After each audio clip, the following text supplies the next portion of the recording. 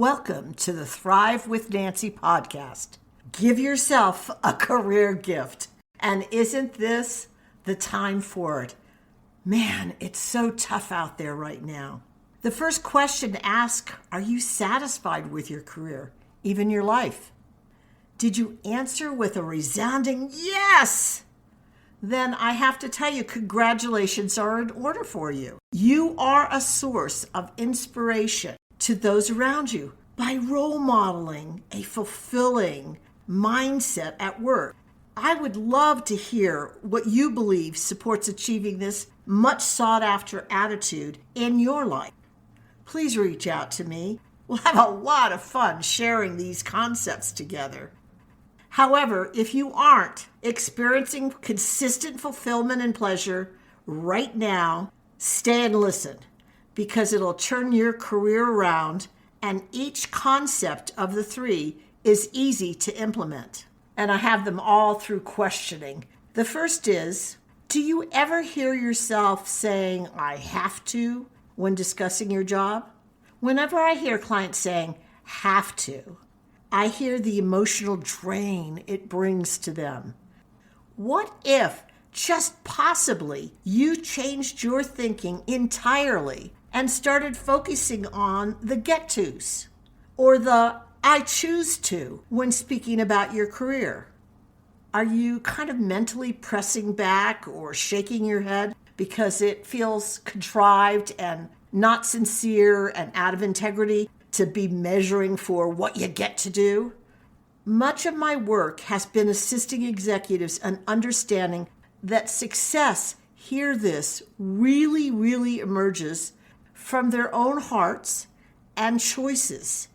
Even though most of us believe a career appears to have more to do with what our organization gives us or chooses to support us in. There are a couple more questions I want to ask, and I need you to be as honest as possible with yourself. I'm not going to hear your answers, so just dig deep. And then, if you discover you're not strong on one, start taking action right away on that one. Why? Because you'll feel better about yourself as your career gains legs and momentum. The second question is, when you assess your job, do you consider it meaningful work for you? Through the years, I've realized that those clients who have found a sense of purpose in their work are more engaged and fulfilled. And I might add that the discovery of your meaning is always intensely personal. Viktor Frankl, who faced more brutal days than we ever do in our day-to-day work experience, is a survivor. No, I bet if he were sitting beside me right now, he'd be saying, I'm a thriver. He was imprisoned by the Germans in Auschwitz during World War II. In his book, which I highly recommend, it's an old book and still in print, entitled Man's Search for Meaning, he shares that the innate quest for humans, even in the most dire of circumstances, comes from finding their meaning and purpose in life. Not something you'd think someone would come out of World War II being imprisoned with that kind of attitude, would you? But he did. More recent research confirms that when employees feel personally significant, they are more engaged, dedicated, and fulfilled. To many in today's workforce, this topic is just as critical an aspect of being employed as their promotions or salary increases or bonuses or working conditions. A MIT Sloan Management Review article on work meaningfulness indicates that employees need to find it for themselves. You can't expect it to be mandated by your manager. However, leaders can delineate the greatness and distinctiveness of the company so that employees are proud to work for this particular organization over another.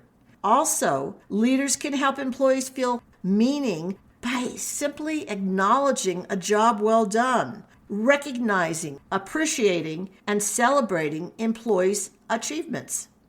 Let me share some ideas to aid you in generating, absorbing, interesting, creative, and fulfilling work for yourself. First, Choose to stay actively engaged and present. Second, offer assistance or share knowledge with your work colleagues. Third, identify your strengths and passions and measure for touching them every single day. Fourth, become part of something bigger and more important than yourself. Interestingly enough, rarely do you experience a meaningful burst of emotion that fills your heart right smack dab in the moment. Rather, retrospection and reflection fill you with a glow of meaning. Our third question is, do you feel proud about your level of accountability? You know, accountability is the number one finger-pointing complaint I hear from senior managers and employees alike. Both sides of the equation don't feel the other is accountable.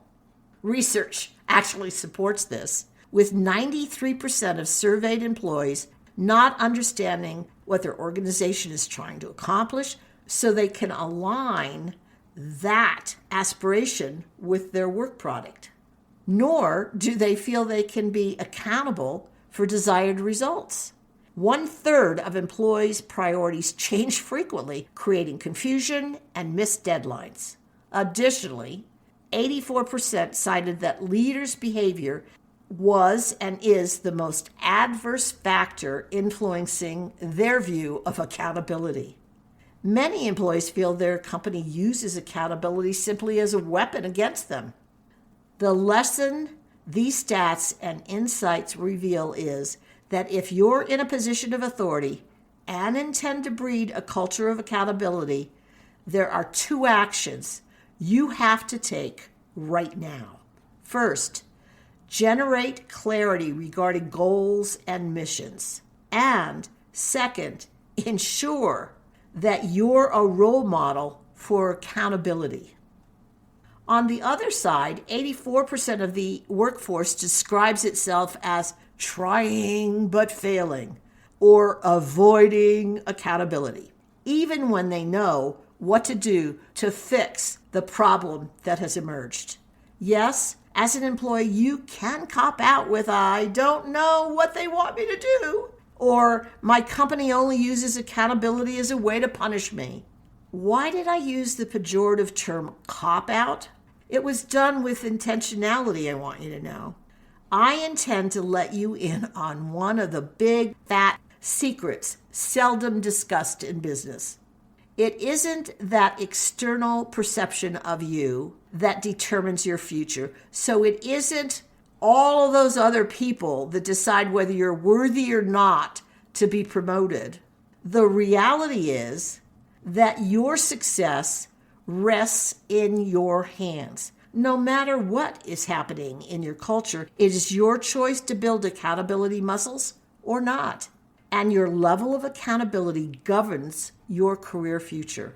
Those who are accountable inspire trust, demonstrate a leadership mindset, display solution thinking, and are promise keepers.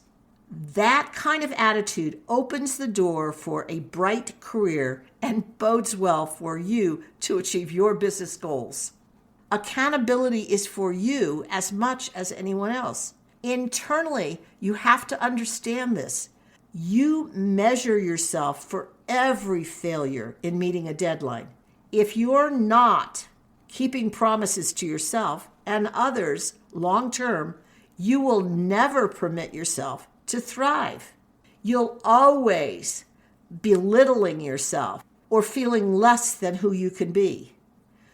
Always remember you're the arbiter of your worthiness, no one else. If you're not achieving what you want, the really fabulous news is that it rests in your hands. These three concepts are controlled and implemented entirely by you, which has you driving the career bus forward to its outcome, not anyone else. You can't count on anyone else ever being as vested in your career as you are. I believe in this concept. It's worked for me, and it's worked for hundreds, probably even thousands of clients of mine. I remember as an early employee, procrastination ruled my career. I may not have missed my deadlines, but I sure was rushing and stressing to complete the project, yet I never felt good about my results because I knew I could have done better. What turned me around and had me being proud of myself and recognized for outstanding results was changing my mindset from just-in-time accountability to on-time was late accountability. My career began moving upward from that time onward. But more than that, I was excited to wake up and go to work instead of dreading the push to achieve. I know what it's like to experience the bright dawning of a new day that I'm looking forward to. Are you ready to experience that? You can visit Thrive with Nancy to explore all available free resources. If you're excited to create new opportunities in your career, isn't now, yes, now, the time to experience the Your Strategic Edge program, where you and I create a full-on partnership for your success, holding each accountable for your results. Sign up for a free strategic call at www.thrivewithnancy.com/executive. No successful executive reaches the top or even arrives at their next destination alone. I'm thrilled you've listened to the Thrive with Nancy podcast. My intention is to offer quick tips designed for you to apply right away, ones that will boost your career immediately. I bet you're already considering ways to implement these new ideas. Perfect! Now, if you do me a favor, pass the podcast link on to those who will benefit, your friends and coworkers. Thanks so much.